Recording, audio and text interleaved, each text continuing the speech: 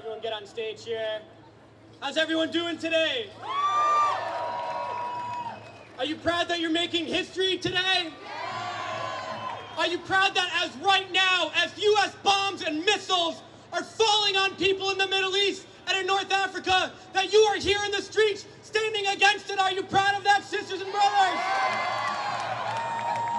Well, it's not just about today.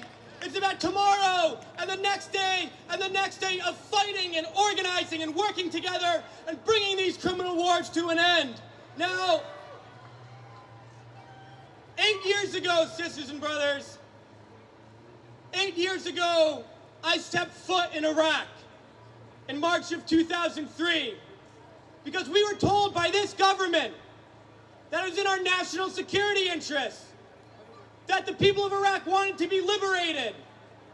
Well, 8 years later, there's over 1 million Iraqis who have been killed, more who have been wounded, 5 million refugees, an entire generation of children, of young people, of students who will be psychologically traumatized for the rest of their lives, for the shock and awe, and for the slaughter that was imposed upon them.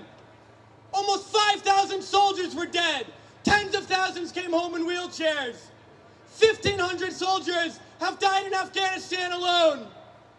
Now, what are these wars about? Oil money. That is right. We have to be clear. The war in Afghanistan, just like the war in Iraq, is not about building democracy.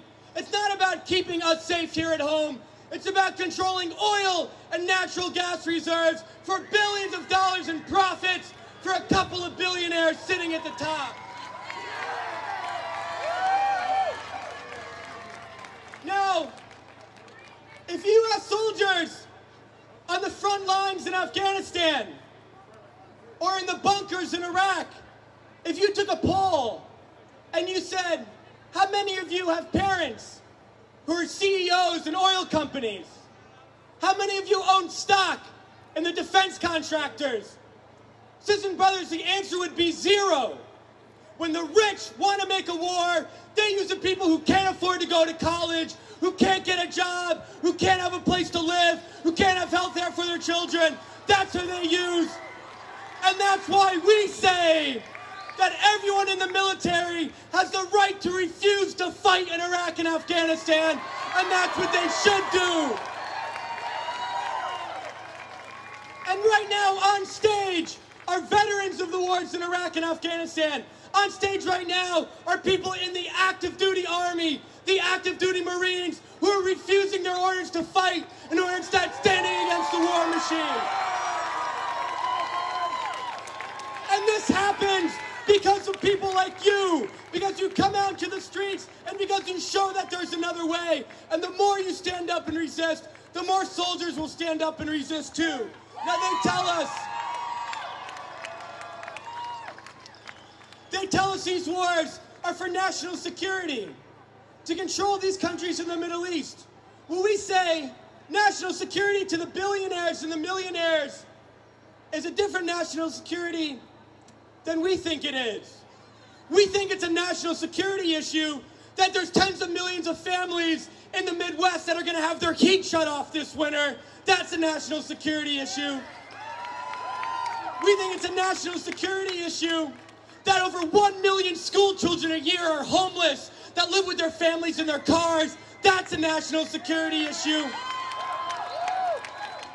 But this government, all they will do is lie and lie and lie, so your tax dollars and your family members go to fight these wars. And what do they do when we tell the truth?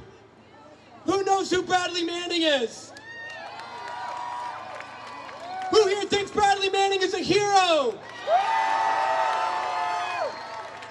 He is a hero because he told the truth. When all we have gotten is lies, he is telling the truth. We are telling the truth today, and that is what's going to end these wars. Now, there are those who have said, I've heard it a million times, that protesting doesn't work, that we should look to the politicians, that we should vote, that protesting doesn't do anything, that taking to the streets don't do anything. Well, now, sisters and brothers, we have a one-word response for that. Egypt! Egypt! Egypt showed us that it's the people that have the power.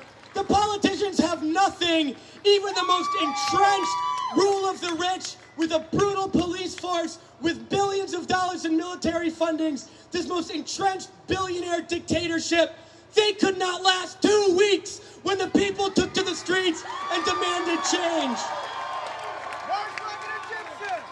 Now we know that this government is on just as fragile as ground as the Mubarak regime, that they are losing the war in Afghanistan, that they will never succeed in Iraq, and the more they continue these wars, the more they attack our rights, our benefits, our education here at home. So the power in Washington and in the Pentagon, their power, like Mubarak's, is teetering on the edge. And we want it to fall. But it doesn't fall unless you hit it. And today we're hitting it. And we're going to hit it again and again and again until it falls, till the real war criminals in jail. And then when it falls, that's when we can build something new, sisters and brothers. So stay involved in this movement, because this is a movement that will win.